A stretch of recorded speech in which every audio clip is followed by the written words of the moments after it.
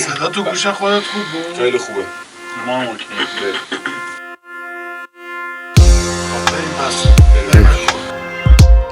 کار طولانیه.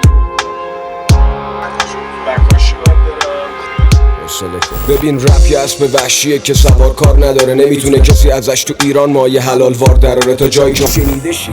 بحث من یه خطر جدیه که پیش رونه، نفوذ یه جنونه که میکنه ریشه تو جونه، سکوت مرگباریه که حس میشه تو خونه، وقتی هم خون تو شیشه هستم شیشه تو خونه. اینا رو دیدیم بعد میریم میگیم که دشمن زبونه. ببین دشمن زبونه چون که مک فقط من این واژه ها رو بالا آوردم، از حقیقت تلخی که هضم نکردم، از روزگار میگذرم نشونه میگیرم و توی خال میزنم.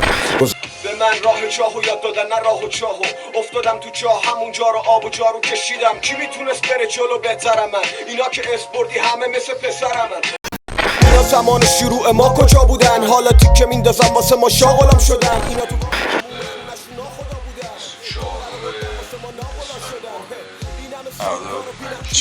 اینا میخوام بگم این زیر زمین میکروفون تو دست تو یعنی اتم دست داعش، بهتره که این کلید بمونه دست صابش. نظر تو خودشه سالم نیست خدافظ منو نقد نکن از خودتو مایه بذارین 100 تومنی پاره